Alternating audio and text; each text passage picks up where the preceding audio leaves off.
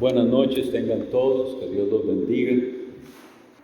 Vamos a iniciar esta segunda lección de este curso que estamos dando. Le decimos la suma de la religión cristiana contenida en la ley y el evangelio, o lo que es lo mismo, una exposición del catecismo ortodoxo de Hércules Collins. Entonces, siempre iniciemos con oración, porque es en dependencia de Dios que hacemos todo esto, y es solo Dios por su Espíritu Santo que puede hacer que esto que nosotros estudiamos de la Biblia penetre no solo a nuestra mente, sino a nuestro corazón y transforme nuestra vida. Vamos a orar. Dios Padre Todopoderoso, te damos gracias que nos concedes reunirnos aquí con este propósito de estudiar tu santa palabra de una manera sistemática, con este catecismo que ha sido probado por los siglos y por los hombres de Dios que lo han usado para instruir a sus iglesias. Quisiera, Dios mío, rogarte que nos des el entusiasmo apropiado, que se pueda ver que somos de aquellos de los que se dice en tu palabra que tienen hambre y sed de justicia. Y sabemos que eso llega a nosotros por tu palabra, predicada en el poder del Espíritu.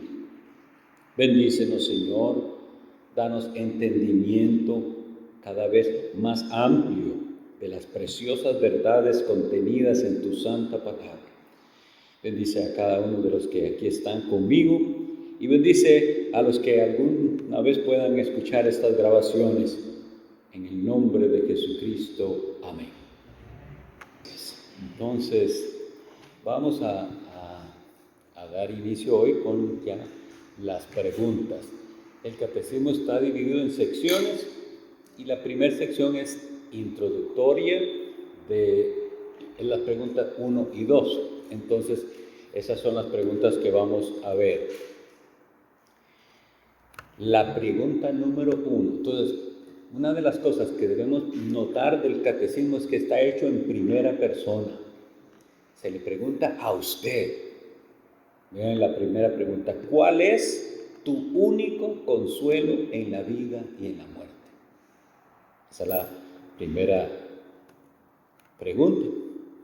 Y debemos aprender a responder de esta manera.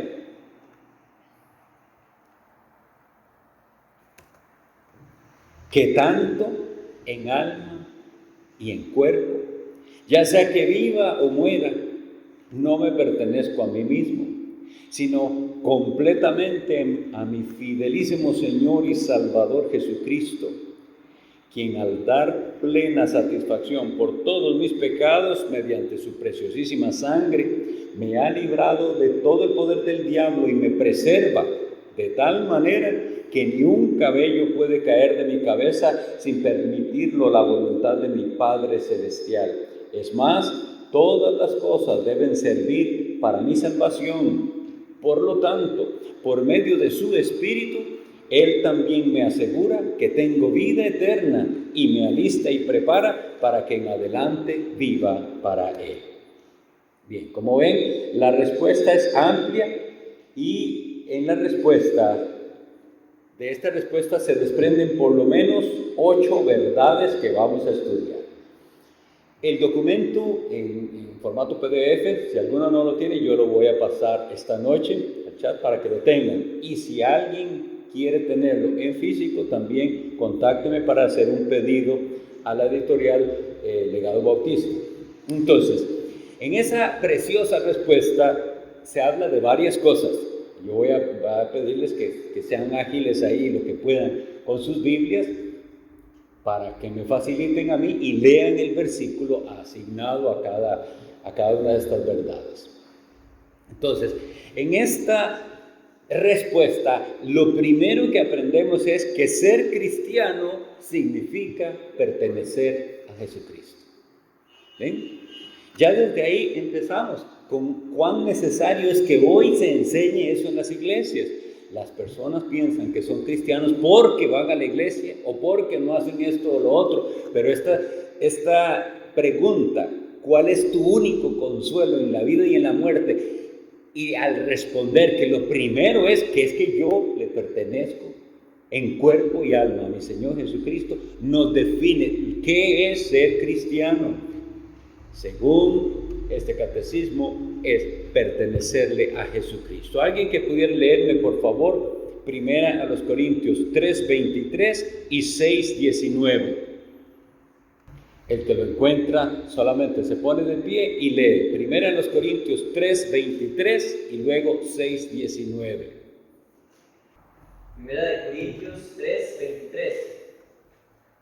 Y vosotros de Cristo y Cristo de Dios. Y luego, ¿6 qué? 19. 6:19. Dice: ¿o ignoráis que vuestro cuerpo es templo del Espíritu Santo, el cual está en vosotros, el cual tenéis de Dios, y que no sois vuestros? No sois vuestros. Miren qué tema tan contrario a lo que nuestra cultura quiere que pensemos. Es decir, ¿qué es lo que vemos en el mundo? Es su vida. Es su vida. Viva su vida. Usted es dueño de su vida, de su tiempo, de su cuerpo. El feminismo es su cuerpo.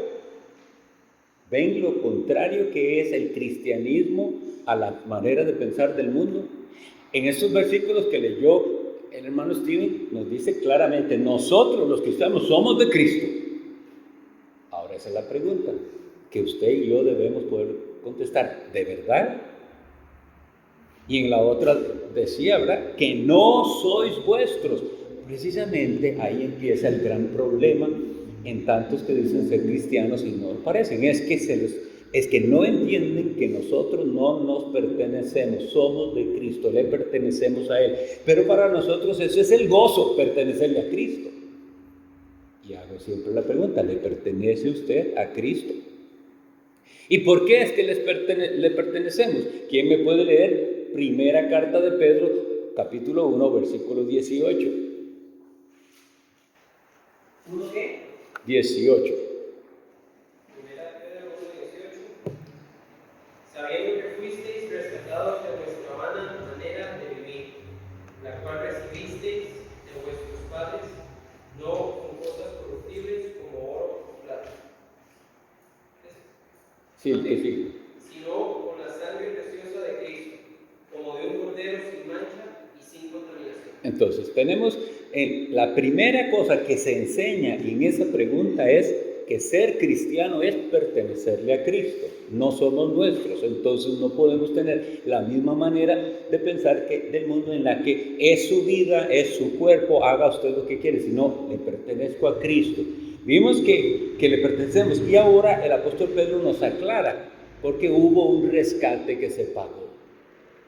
Y eso nos lleva después a otra doctrina, pero el asunto es: tenemos bien claro que la Biblia lo que dice es que el cristiano es aquel que le pertenece a Cristo y es consciente de que le pertenece a Cristo porque un rescate por su vida fue pagado. Y dice el apóstol Pedro que no con cosas materiales, sino con la sangre preciosa de Jesucristo. Entonces, esa es la primera verdad que se desprende de la primera pregunta. Recuerden que dije, son 8 verdades que se desprenden de esa primera pregunta. Número 1, que ser cristiano significa pertenecerle a Jesucristo.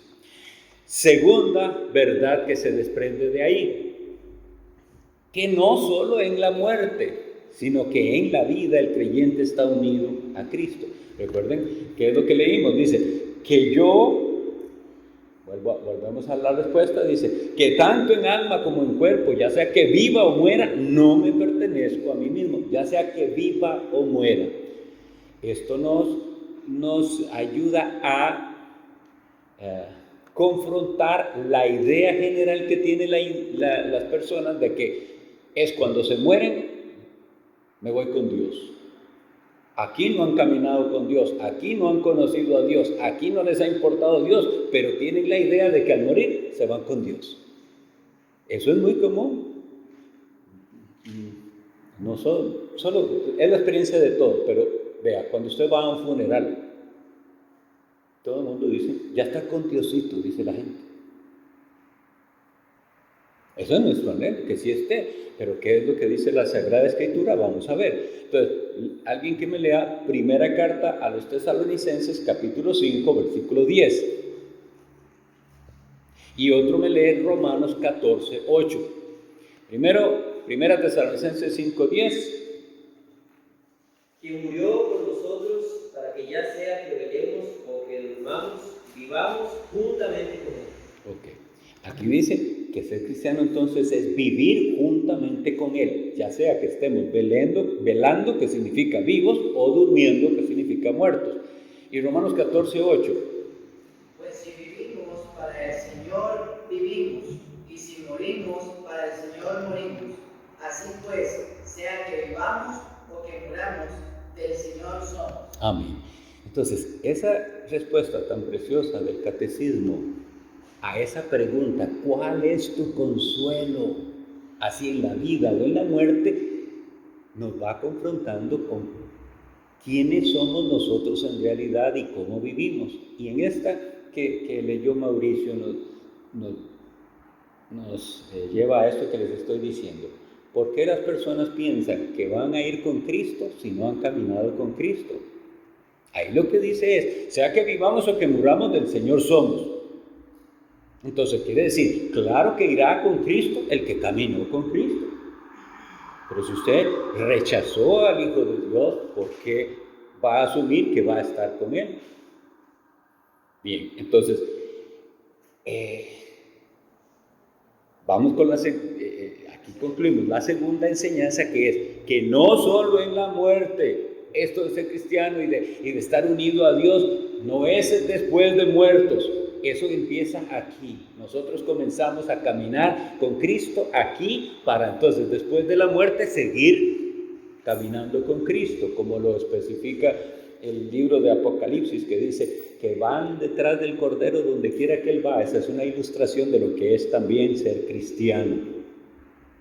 La tercera verdad que se desprende de esta respuesta, vuelvo a ella, constantemente vamos a ir a ella y tiene que ir penetrando en nuestra mente al punto que la memoricemos si es posible, porque esa era la idea del catecismo, que tanto en alma como en cuerpo, ya sea que viva o muera, no me pertenezco a mí mismo, sino completamente a mi fidelísimo Señor y Salvador Jesucristo, quien al dar plena satisfacción por todos mis pecados mediante su preciosísima sangre, me ha librado de todo el poder del diablo. Entonces, la tercera enseñanza es que hay provisión continua para los pecados de los creyentes. Provisión continua. Primera carta de Juan, capítulo 1, versículo 7, que pueda... se levanta y lo lee. Primera carta de Juan, capítulo 1, versículo 7. O tal vez alguno lo sepa de memoria y lo pueda decir. Primera Juan, capítulo 1, versículo 7. Pero si andamos en luz, como Él está en luz, tenemos comunión unos con otros, y la sangre de Jesucristo, su Hijo, nos limpia de todo pecado. Estamos hablando de plena satisfacción. La sangre de Jesucristo derramada en la cruz del Calvario es plena satisfacción. ¿Para quiénes?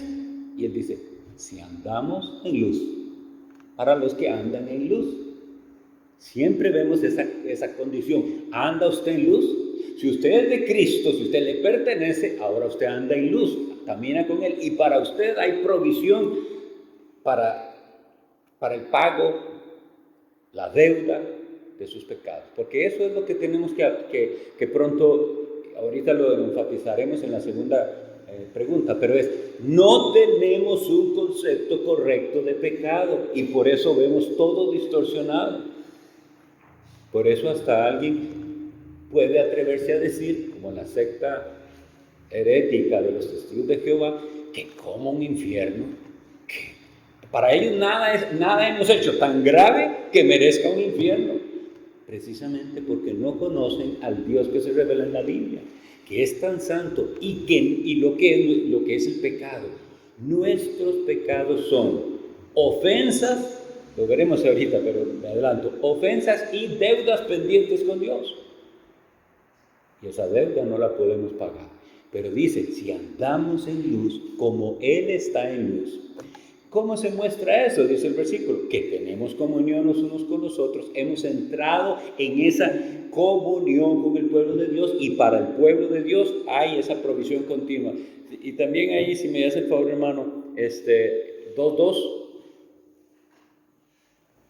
Y Él es la propiciación por nuestros pecados, y no solamente por los nuestros, sino también por los de todos los demás. Okay. Entonces ese es el apoyo de lo que hemos dicho. Él dio plena satisfacción por todos mis pecados mediante su preciosísima sangre. Insisto, vean la belleza de la redacción, que es personal. Yo no me voy a pensar, ¿cuánto le preocupa a veces a la gente saber si aquel y el otro son salvos? Aquel no parece hijo de Dios, el otro también. No, el problema es, ¿usted lo es? ¿Es salvo usted? ¿Tiene usted esta convicción? Porque es personal, quien al dar plena satisfacción por todos mis pecados. Hay un reconocimiento, y entonces ya hemos visto cuál fue el pago. Eventualmente también ahondaremos en esa doctrina de la propiciación, pero desde ahora lo adelantamos. Propiciar es aplacar la ira, ¿sí? Entonces, la ira de Dios, el enojo justo y santo de Dios está sobre el pecador. Y Jesucristo es el que recibe eso, Él aplaca, porque Él es la propiciación para que nosotros no recibamos el peso de la justa ira de Dios. Eso es lo que dice 1 Juan 2:2. Bien.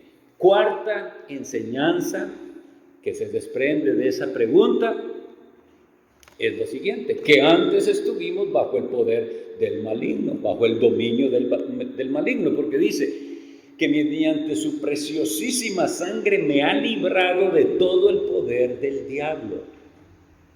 Esto no es fácil de tragar para muchos, es feo decirlo, la gente no quiere sentir que tenía alguna conexión en algún momento con el diablo, porque para la gente satanistas son solo esos que hacen ritos extraños pero realmente lo satánico es lo que nos aparta de Cristo y lo que nos lleva a quebrantar la ley de Dios. Eso es satánico.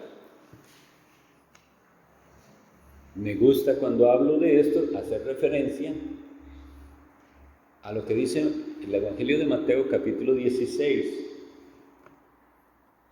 Cuando Jesús anuncia a sus discípulos que Él tiene que ir a Jerusalén y que ahí será maltratado y muerto. Y Pedro, con la mejor intención, no lo niego seguro, le dice, no, jamás eso. Trata de convencerlo y le dice, jamás, nunca eso te suceda. ¿Cuál es la respuesta del Señor a Pedro? Apártate de mí, Satanás. Hasta un creyente entonces puede ponerse del lado del diablo.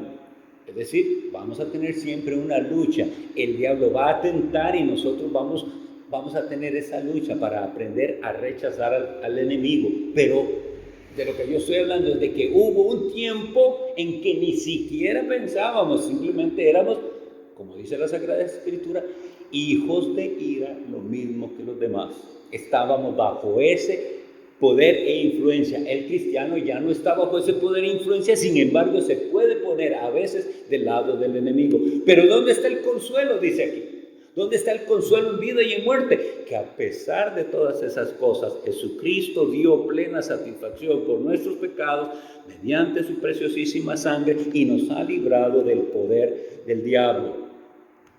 Entonces, leamos por favor primera de Juan 3:8. Alguien con primera de Juan 3:8 y otro con Hebreos 2:14 y 15. Byron. Primera de Juan 3:8, el que practica el pecado es del diablo, porque el diablo peca desde el principio. Para esto apareció el Hijo de Dios, para deshacer las obras del diablo.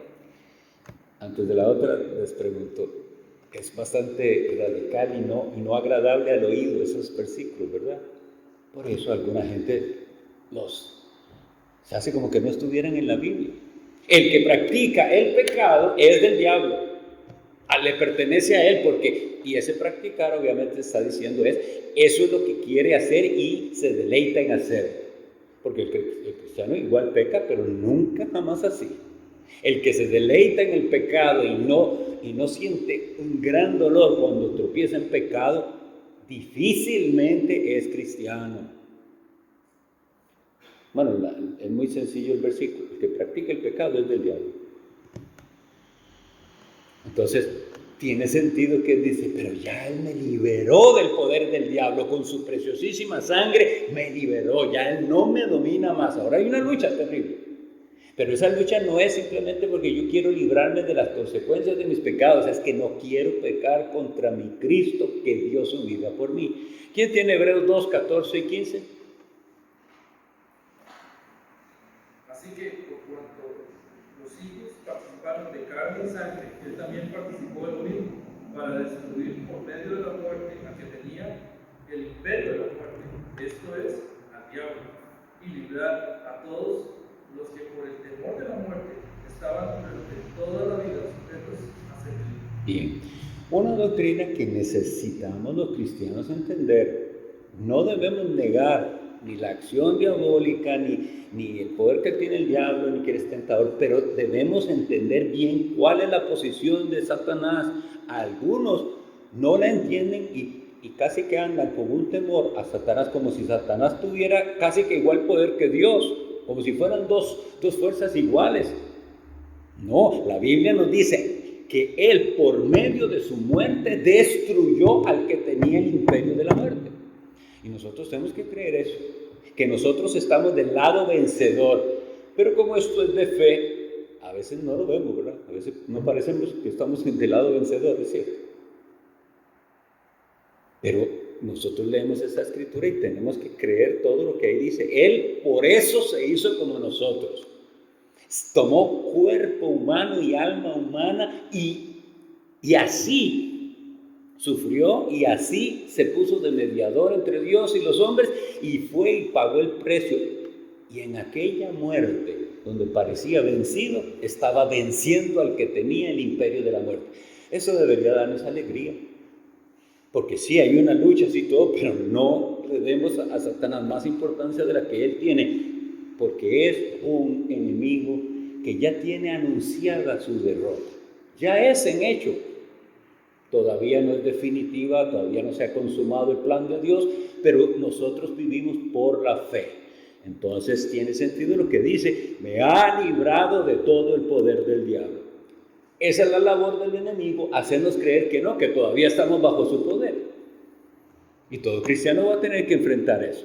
Y va a tener entonces que usar, eventualmente lo veremos también, los medios de gracia para afirmar su fe. Yo no soy dominado de Satanás, no debes dominarme el pecado, porque Jesucristo pagó, porque eso que Él hizo en la cruz al derramar su sangre en el Calvario es satisfacción completa. Tengo que estar recordando que la deuda que yo tenía impagable ha sido cancelada por Cristo. Entonces, esa es la cuarta verdad, que sí, que estuvimos bajo el poder del maligno, pero que ya no, porque Cristo venció sobre él en la cruz. Quinta verdad que se desprende de esa respuesta.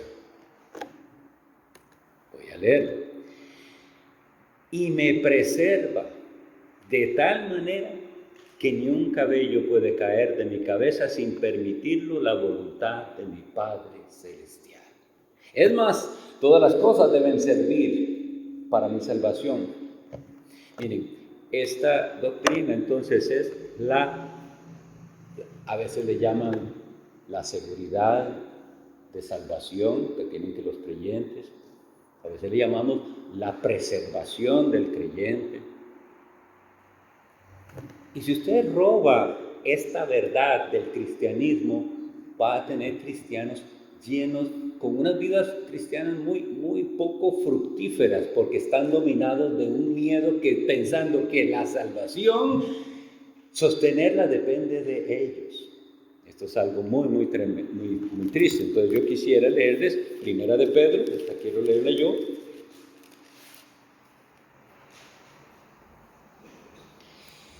Capítulo 1, versículos del 3 al 5. Bendito el Dios y Padre de nuestro Señor Jesucristo, que según su grande misericordia nos hizo renacer para una esperanza viva por la resurrección de Jesucristo de los muertos, para una herencia incorruptible, incontaminada e inmarcesible, es decir, que no se marchita, reservada en los cielos para vosotros. Versículo 5, que sois guardados por el poder de Dios mediante la fe, para alcanzar la salvación que está preparada para ser manifestada en tiempo postrero. Entonces, como ustedes pueden ver, esa confesión que se hace, dice, y me preserva, nos habla de una salvación que depende de Dios. Como dice la Sagrada Escritura, la salvación es de Jehová. Pero analicemos un poquitito lo que hemos leído. Dice que fue Él el que nos hizo renacer. Ya por ahí empezamos. Es que eso no lo inició usted, ni es en sus fuerzas. Usted no se hizo renacer. Aquí dice, nos hizo renacer. Entonces nuestra confianza está en el que nos hizo renacer, en el poder del que nos dio vida espiritual. Ahí es donde descansa su fe, para una esperanza viva por la resurrección de Jesucristo, para una herencia que tiene esos calificativos tan bellos, pero dice que sois guardados, ¿cómo? Por el poder de Dios. Y aquí es donde entonces todo asunto, nosotros vamos a pasar por muchas doctrinas varias veces y algunas veces vamos a profundizar en ellas, pero cada vez que yo pase por alguna voy a por lo menos mencionarla. Y esto de la preservación de los santos es importante desde el primer momento, porque aquí dice que somos guardados por el poder de Dios mediante la fe. No puede ser que nuestra salvación dependa de nosotros, porque depende de la fe, y la fe la recibí de Dios. Y a través de eso es que Dios con su poder nos sostiene. Aquí no vemos que se esté centrando en lo que el hombre haga, sino en lo que Dios ha hecho. Sois guardados. Muchas personas hablan de gente que parece que perdió la fe, pero precisamente al ver esa situación de alguien que parece que perdió la fe, o que dice que la perdió, que ya no cree, precisamente ahí tenemos la respuesta de que eso no era fe, porque la fe verdadera no le pasa eso. La fe verdadera persevera, porque es un don de Dios, fue Dios el que la dio. En cambio, ese concepto de fe que prevalece, que es más que todo un sentimiento o una emoción, ese sí puede ir y venir y se acaba. Y hay gente entonces que parecía cristiana y no, y ahí es donde algunos se confunden y dicen, yo creo que se perdió la salvación. Bueno, lo que se evidenció tal vez es que no era fe verdadera, porque esa fe verdadera es el regalo de Dios que le da seguridad al creyente. Y dice aquí, nos preserva Dios de tal manera, o sea, vean el cuidado de Dios. Ya vimos entonces que la salvación de los creyentes es segura. Un versículo más para esta quinta enseñanza. ¿Quién puede leer Juan 6:39? Sí, César. Esta es la voluntad del Padre, el que me envió, que de todos los que le dé no pierda yo nada, sino que lo resucitará en el día posterior. Ese versículo es bastante bueno y que lo tengamos en mente para refutar estas teorías de que la salvación o que alguien que era verdadero creyente se puede perder. Dice, Resulta que es la voluntad de Dios que Jesucristo hiciera cierta tarea que Dios le da a ciertos individuos específicos para que Él muriera por ellos y un día Cristo mismo los resucitara. Y entonces pensar que algunos de los que de ese grupo que Dios Padre le dice a su Hijo, tome estos y me los tiene que salvar. Y si de alguno de ellos se perdiera, ¿quién es realmente el que queda mal? ¿Quién es el que incumplió? Dice, esta es la voluntad del que me envió el Padre. Vemos la gravedad. Yo sé que muchos de los que abrazan Estados Unidos no llegan a estas conclusiones, pero vean la gravedad si vamos a las implicaciones finales de lo que eso significaría. ¿Está usted diciéndome que el Hijo de Dios Jesucristo falló y no le cumplió lo que le asignó Dios?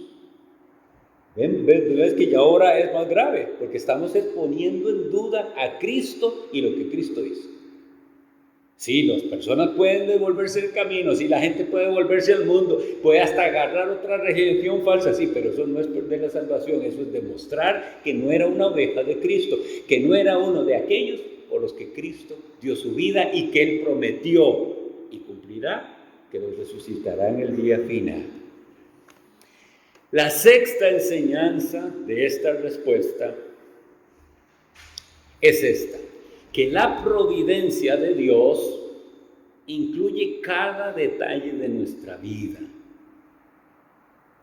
¿Quién puede leerme Mateo 10:30?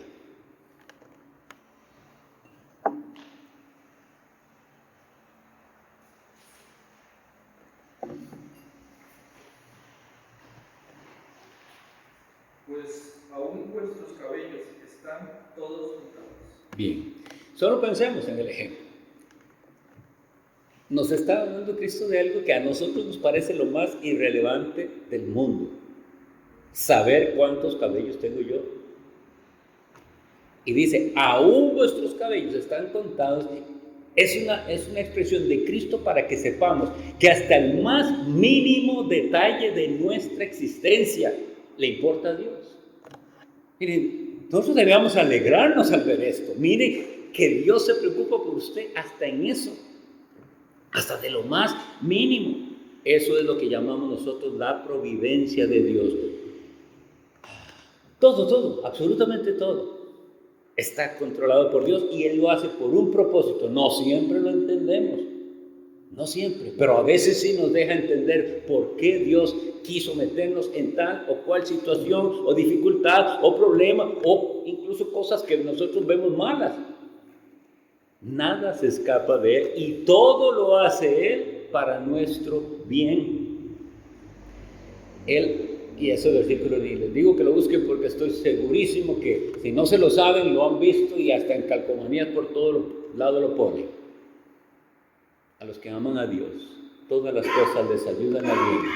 Esto es, a los que conforme a su propósito son llamados. Romanos 8:28. El problema es cuando solo se toma un pedacito del versículo y dicen, todo ayuda bien. Ese es el único pedacito del versículo que es popular. Todo ayuda bien. Pero ¿qué dice el pasaje completo? ¿A quiénes? A los que aman a Dios. Y ahí es donde viene la confrontación. Muchos que ni aman a Dios ni les importa, quieren que todo les ayude a bien. No, es para los que lo aman, los que han sido llamados conforme a su propósito. Para ellos, entonces, todo Dios hará que redunde a bien. Yo no sé si a todos les comenté, pero quisiera compartirlo porque son cosas muy bellas que Dios nos concede, confirmación de su amor y control completo. Hace 3 semanas yo venía de San José a dejar a Dixon y a Randall aquí. Era un martes, creo que sí. Entonces, yo paso todo el día en San José en la iglesia. Y ese día era el día del tope o algo en San José, de alguna de estas actividades de fin de año. Yo entro muy temprano al parqueo. Entonces, cuando yo entré no había problema, pero cuando ya yo salí, que eran como las 5:30 o 6, estaba cerrada la calle. Y ahora yo decía, ¿cómo salgo yo de aquí? Está cerrada la avenida, etc. Entonces, lo que habían puesto eran como unas barandas de metal. le digo yo al hermano Randall, córramelas un poquito y yo voy a pasar por aquí porque tengo que salir. Y lo hice así. Ahora, en esa salida yo golpeé mi carro. Hay un asunto, no sé cómo llamarlo, un guardador de plástico que tiene ahí y quedó abierto. Pero yo no sabía qué tan abierto había quedado. Vengo, los dejo a ellos y todo, me voy para casa. De regreso a casa, como yo no sabía que eso había quedado salido, pasé muy cerca de un carro y se lo dejé ensartado así en el guardabarro. Y bueno, fue feo, bueno, buscar al dueño, porque el carro estaba hasta estacionado. Ir a buscar al dueño, nadie sabía, bueno, eventualmente llegó, nos arreglamos, ya le dije que yo no tenía seguro, pero que yo me responsabilizaba porque fue culpa mía, ¿verdad? Yo no sabía cómo había pasado, pero después vi que es porque ya venía ese problemita. Y bueno, desde el momento del accidente hasta mi casa, lo que yo fui movido en mi corazón era orar por esa persona. Y ¿por qué tuve este accidente, que le llamamos accidente, verdad? ¿Por qué esto sucedió? ¿Por qué choqué con esta persona? No lo sé, pero voy a orar por él y por su familia y algo tendrá Dios. Pasó. Hablamos sobre los arreglos y él vio el estado de WhatsApp que usualmente pongo un versículo. Entonces el siguiente día me pregunta, ¿usted es pastor? Le digo, sí, señor. Entonces ya comienza a decirme que tiene muchos problemas, que oren por él, que necesita un gran milagro. Claro, a lo que yo entiendo, su milagro tiene que ver con cosas de esta vida, tal vez problemas económicos o cosas así. Pero yo pude decirle a la iglesia, hermanos, oren por un hombre, se llama así, asá, y él necesita un milagro, pero no es el que él piensa, es un milagro en su alma. Y entonces, ¿por qué le estoy diciendo esto? Porque es la providencia de Dios. Eso no fue un accidente. Mira lo que sucedió, se le escapó a Dios y dejó chocar al pastor. No es así. Dios tenía un propósito en ello y yo pude alabar a Dios que me dio chance, y desde eso más de una vez me contacta, ve el versículo, me hace algún comentario, le digo que estamos orando por él, etc. Ya hubo una puerta, ahora seguir orando, que Dios nos conceda ver fruto. Pero después del momento tan desagradable, porque a mí no me sobra el dinero, y digo, ¿qué hago? Tengo que pagar esto. Yo estaba preparando, mis hermanos, una predicación y necesitaba un librito. Tengo muchos libros alrededor por todo, a veces no sé ni en qué orden los tengo, pero no encontraba el librito. Toda la mañana lo busqué y en la tarde digo, tengo que encontrarlo porque yo sé que yo tengo ese libro. Voy y busco y finalmente lo encuentro.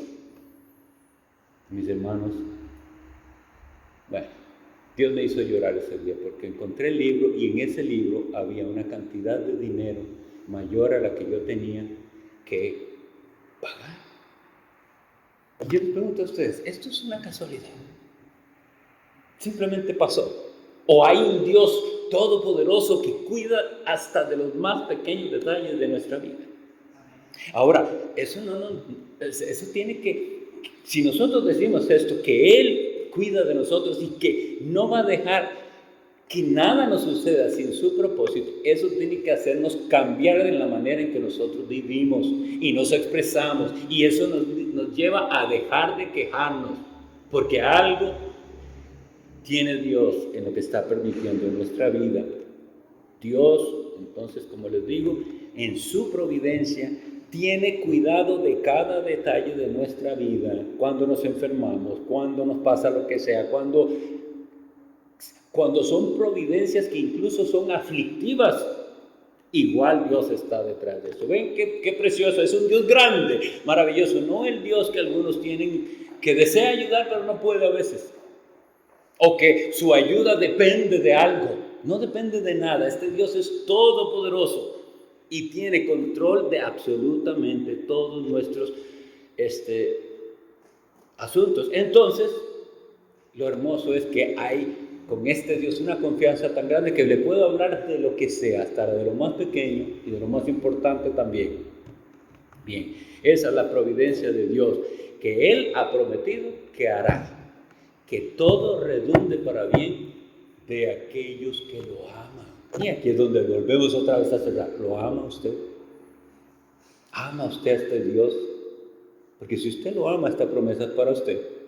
Y entonces usted sale gozoso. Y tal vez ya lo sabía, pero es que necesitamos recordarlo una y otra vez. Él me ama y Él me cuida. Y porque Él me ama, ahora yo devuelvo en amor también. La séptima doctrina o enseñanza de esta pregunta es que Dios da su espíritu a los creyentes. Ustedes ven que Él dice, en la parte final dice, que Él hace que todo redunde para nuestra salvación. Por lo tanto, por medio de su Espíritu, Él también me asegura que tengo vida eterna. Me alista y prepara para que en adelante viva para Él. Entonces, vamos a hablar un poquito de su Espíritu. Vamos a leer, por favor, alguien que me lea segunda carta a los Corintios, capítulo 5, versículo 12.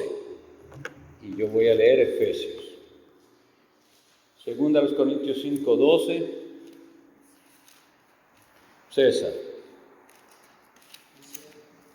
No nos recomendamos, pues, otra vez a vosotros, sino os damos ocasión de gloriaros por vosotros, para que tengáis con qué responder a los que se glorían en las apariencias y no en el corazón. Bien. Entonces, bueno, yo no estoy seguro si vi esa cita bien, pero voy a leerles Efesios 1, 13 y 14. Era 1 Corintios 1, 12. Era primera.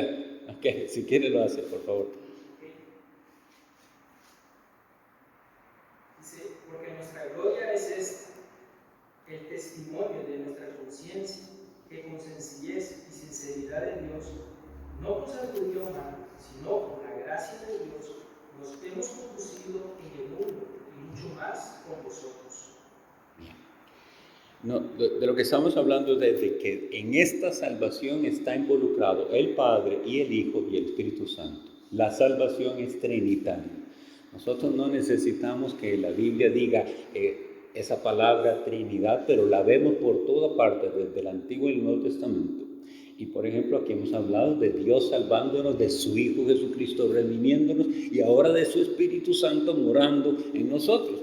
Leo para ustedes Efesios capítulo 1, a partir del versículo 11. En Él asimismo tuvimos herencia, habiendo sido predestinados conforme al propósito del que hace todas las cosas según el designio de su voluntad, a fin de que seamos para la alabanza de la gloria de su gloria, nosotros los que primeramente esperábamos en Cristo. Y ahora seguimos diciendo, en Él también vosotros, en Cristo, habiendo oído la palabra de verdad, y nos dice cuál es esa palabra, el evangelio de vuestra salvación, y habiendo creído en Él, fuisteis sellados con el Espíritu Santo de la promesa, que es las arras de nuestra herencia hasta la redención de la posesión adquirida para alabanza de su gloria. Esa palabra arra significa una garantía, un depósito que se da. Dios nos ha prometido algo, todavía no lo tenemos en plenitud, por eso es una esperanza de salvación. Nos salvó, nos redimió, nos perdonó, pero todavía estamos en este mundo y todavía nuestro corazón está susceptible al pecado y todavía vemos mal afuera y mal adentro, pero nos dio algo y esa es la garantía, su Santo Espíritu. Una de las razones por las cuales tampoco es posible que un verdadero creyente se pierda, porque tiene al Espíritu Santo y es un sello. Y ese sello se debe interpretar de dos posibles maneras. Un sello usualmente lo que hacía era la garantía de genuinidad. Entonces, si algo lleva cierto sello es porque es genuino. Y otra razón de usar la palabra sello es pertenencia. Es decir, lo que tenía el sello de alguien es porque le pertenecía a esa persona. Ambas cosas son el Espíritu Santo en nosotros. Número uno, que nos lo dio para, este es un hijo genuino, tiene el sello de Dios. Aquí está el documento que garantiza que Él es hijo. Y además lleva un sello de pertenencia, es una marca que dice, ¿a quién le pertenece usted? Aquí está la marca. Claro, no es visible, es espiritual. Pero bueno, eso es el Espíritu Santo. Y la última es que la vida cristiana es una vida de perseverancia y paciencia. Les invito a abrir la escritura en Romanos 8, 24 y 25.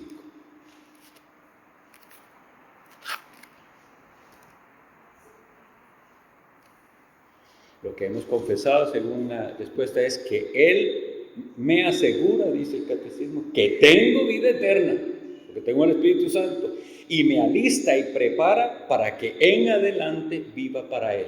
Y esa palabra en adelante quiere decir después de cierto momento. Eso es lo que a veces preocupa cuando hay personas que no saben distinguir cuándo comenzaron a ser cristianos. Como me gusta aclarar, no significa que yo necesito que usted me diga el día y la hora en que eso sucedió, pero debe haber un antes y un después, un periodo de su vida en la que usted sabe que algo ocurrió y que ya usted no volvió a ser el mismo. Y después de eso, después de recibir esa fe verdadera, ese perdón de pecados, ese sello del Espíritu, usted es preparado para que ahora que haga, viva para Dios, no para que viva como seguía viviendo.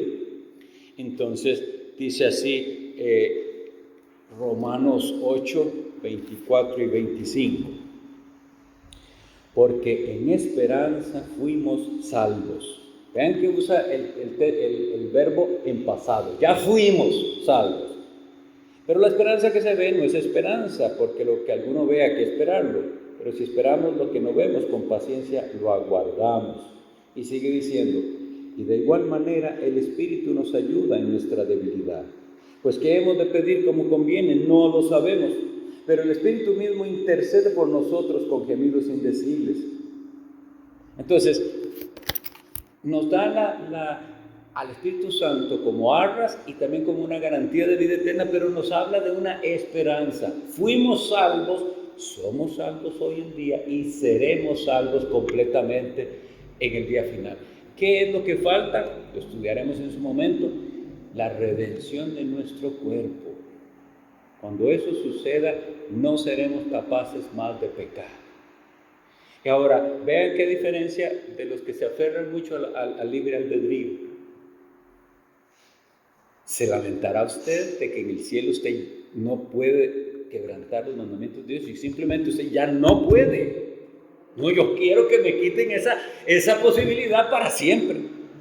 Nunca más quiero pecar contra mi Dios.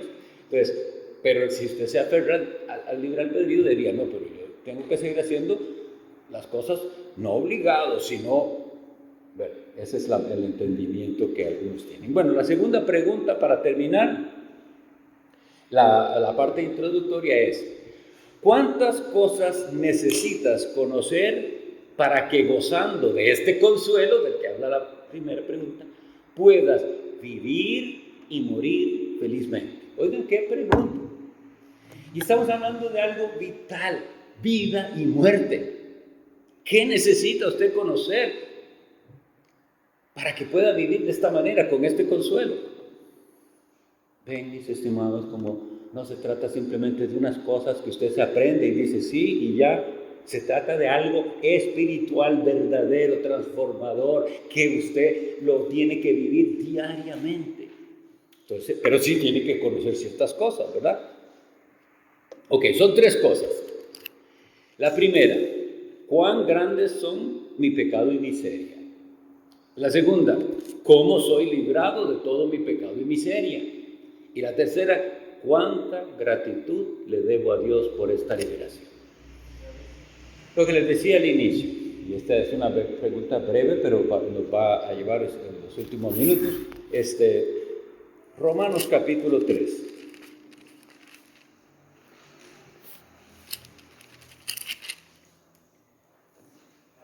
Sí.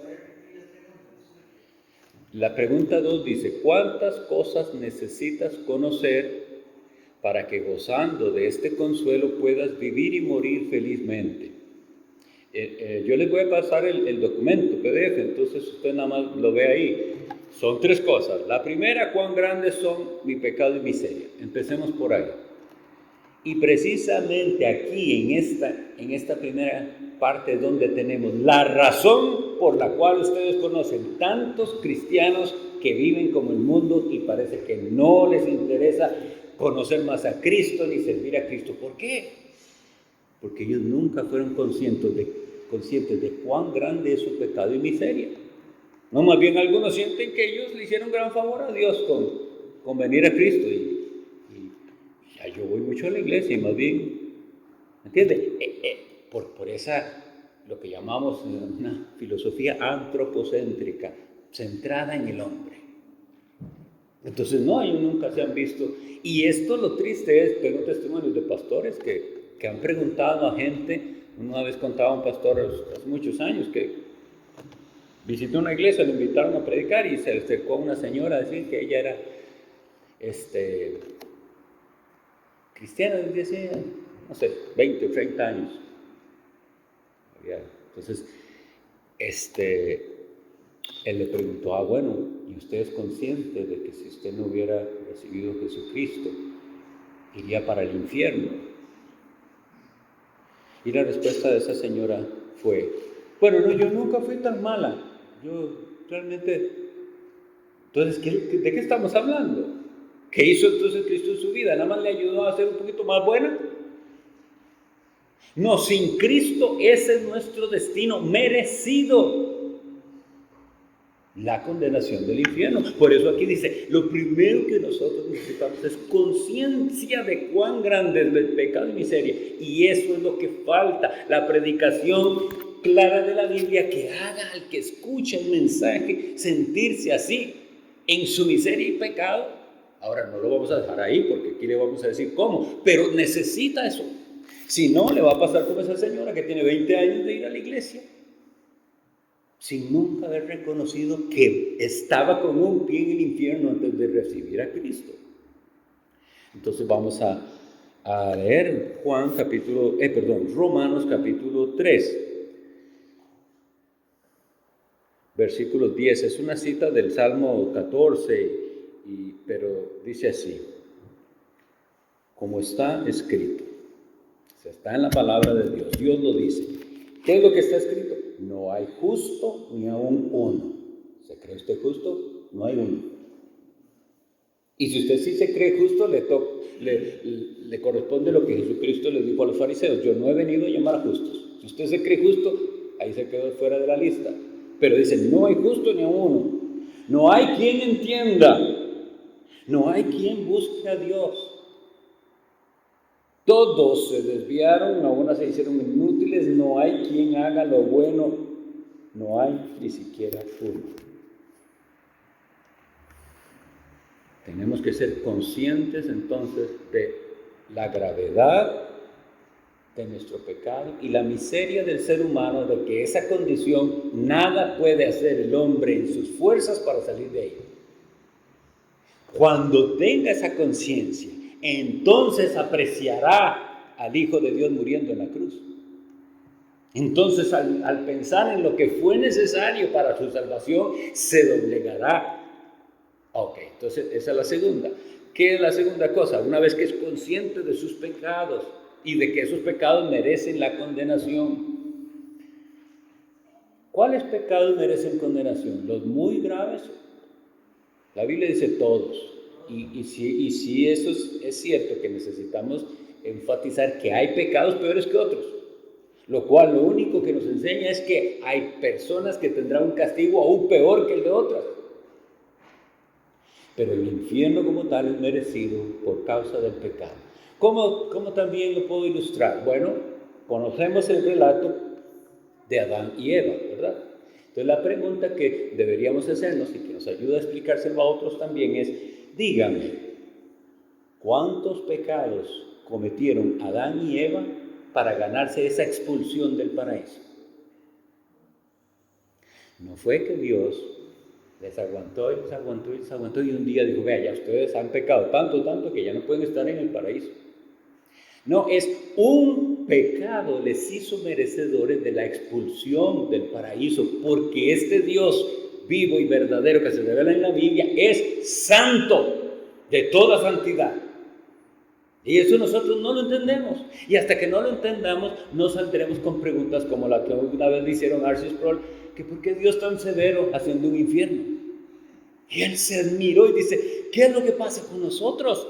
¿Cómo que Dios severo? Es lo que merece el pecado, porque es una afrenta al Dios que es tan santo. Un pecado. Y recordemos el relato que es expulsados, querubines guardando y una espada encendida en fuego que se revolvía por un pecado. ¿Entienden? Si usted entiende eso, ahora se admirará, pero para la gente eso es, no, demasiado estricto. ¡Qué bárbaro Dios! Por un pecado. Un pecado nos hace merecer la condenación y así es la miseria del ser humano. Entonces ahora necesitamos saber qué era necesario para poder ser librado de tal miseria. Y vamos a leer algunos versículos. Bueno, creo que ya habíamos leído pero volvamos a leer primera de Pedro 2:9.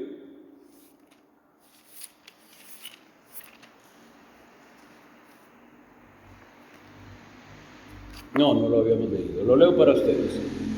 Mas vosotros sois linaje escogido, real sacerdocio, nación santa, pueblo adquirido por Dios, para que anunciéis las virtudes de aquel que os llamó de las tinieblas a su luz admirable.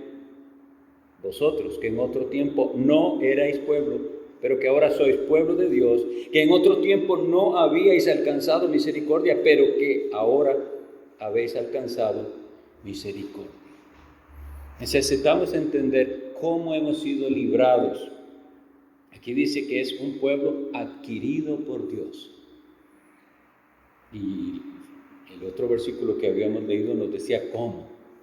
¿Cuál fue el rescate? La sangre bendita de su Hijo Jesucristo. Nosotros tenemos que meditar en eso porque ese es el medio de la liberación o salvación de nuestro pecado. Y esa es una parte importantísima, ya casi terminamos, pero para que la persona entienda de qué somos nosotros salvados. La primera idea que viene a la mente es, somos salvados de la condenación del infierno, eso es nuestra mente. Pero lo que dice la Sagrada Escritura en Mateo 1:21 es, llamarás su nombre Jesús, porque Él salvará a su pueblo de sus pecados. No es de las consecuencias del pecado nada más que nos salva, de nuestros pecados, del dominio del pecado. Y si alguien no ha sido salvado del dominio del pecado, aunque vaya a la iglesia, no es cristiano. No le ayudamos cuando lo hacemos creer que él es cristiano porque viene a la iglesia. No lo ayudamos.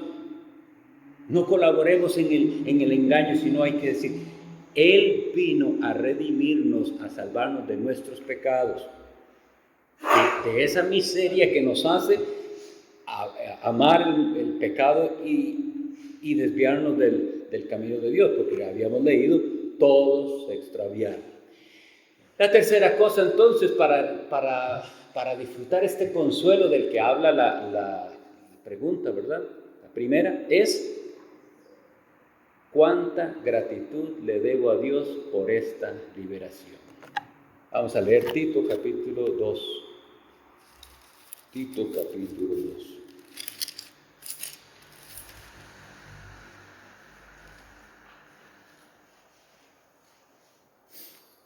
Los versículos 11 y 12.